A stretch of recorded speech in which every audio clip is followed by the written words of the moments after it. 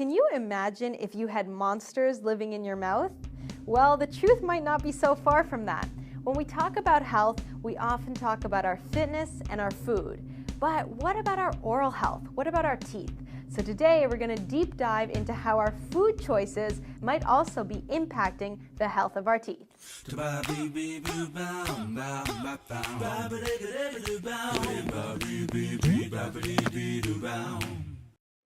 Welcome to the Amana Lifestyle Show. Today we have a very special guest with us, Doctor of Dental Surgery, Dr. Rana Aldabaghs, here to tell us how food and health of our teeth are linked. So Rana, I'm all about health, I'm all about food choices and how they impact our overall life.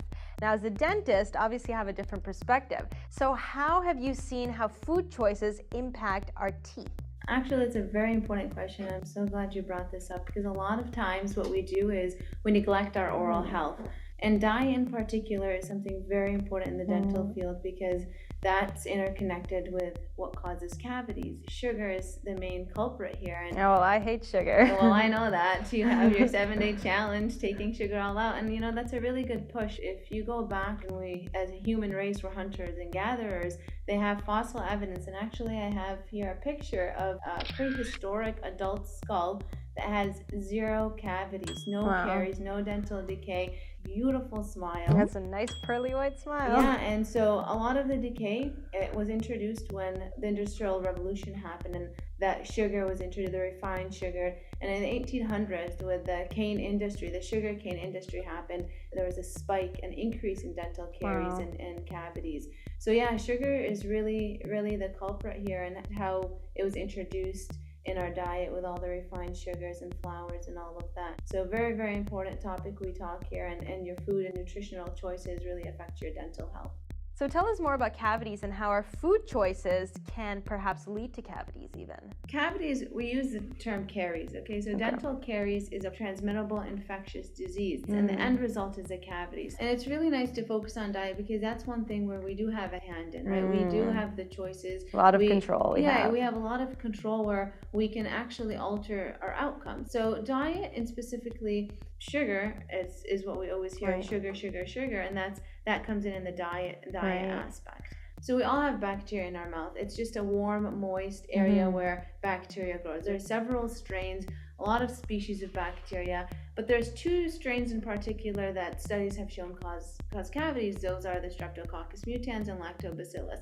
Name is not important. So those 2 strains in particular are the ones that are the cavity causing bacteria. And what happens is when we eat sugar, the processed sugars that we ingest, candies, snacks, cookies, all of the baked goods that have refined sugar in them, those bacteria, they take that sugar, use it as an energy source, metabolize it, and in the meantime, they release a byproduct, they release acid, okay? So as we all know, when you put acid on your skin, what happens? It burns. Yeah. So they release acid in the oral cavity, and it makes it very harsh on the tooth. The teeth are made of minerals. So with all that low acid, the low pH, the acidic environment, the minerals become soft, they start dissolving. So it starts breaking down, and then if you get more sugar and you're not brushing and flossing, you're not changing the environment of the bacteria and removing them, then it's kind of a perpetual cycle. The bacteria use the sugar, they release acid, the decay, they go and colonize it, and you have to do something to disrupt that. Whether you stop eating the sugar, so you stop feeding them, whether you go, start brushing and flossing to actually mechanically remove that biofilm. It's like a war zone in there. Yeah, it is. So a lot of it is, our food choices and are we eating food? Are we snacking on things that are going to cause cavities? Because I always tell people that, we don't need those junk food. We don't need them. So we've just found someone who does need them. It's those bacteria in the mouth. They're going to feed on. There we go. Right? They're going to feed on that sugar and start breaking down the tooth. And then here's another nice diagram where you have a little cavity here. You can see it starting that brown. And then it gets a little bigger. That's when we don't visit our dentist. We don't get it checked up. We're still eating, the snacking on the caramel, those toffees, everything that's sticky foods. We're not rinsing, we're not brushing, we're not flossing, and then it's gonna get bigger and bigger. And that's when you get that toothache, that throbbing, that you can't sleep at night, you can't eat. People are like, doc, just pull out my tooth.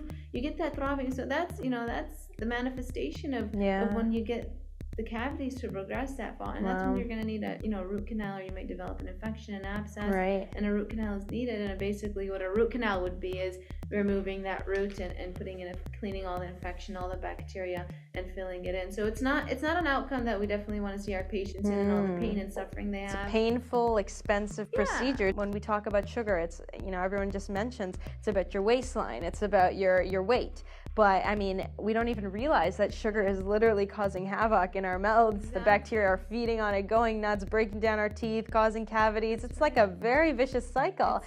There's a lot of out there on your systemic health, your heart, your diabetes, and those are really important. But oral health is right up there with them, right? I mean, cavities, if you go to an elementary school, a lot of kids have it's very prevalent. The prevalence and the incidence rate of cavities and decay is actually quite high. I mean, it's shocking and it's scary to see that, but I think that that's really important. I mean, when we look at how before sugar, these cavities, they weren't there, and then now sugar is on the rise and cavities are on the rise. So I think it's really important now that we talked about the problem is to talk about a solution. To watch the rest of this episode and to also get Dr. Anna's best recommendations on how to fight those sugar bugs that are living in your mouth, visit amanahfitness.com/teeth.